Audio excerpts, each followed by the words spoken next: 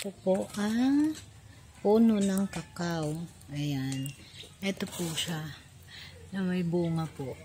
Iba po, iba pa. At yan po. Mayroon po. Ayan.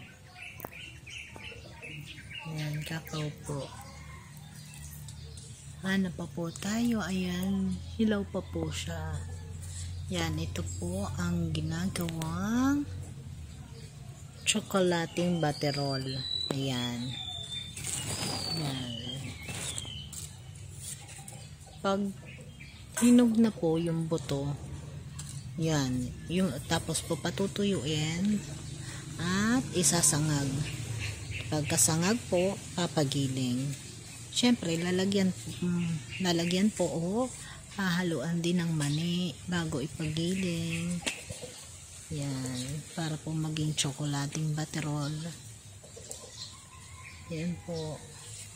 Sayang po yung iba kasi ayan nasira po.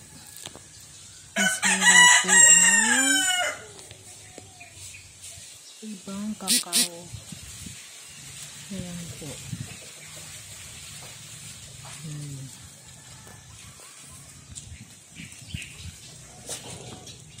Sayang po siya. May naninira. Pero ito po, namumulaklak pa po. Ayan.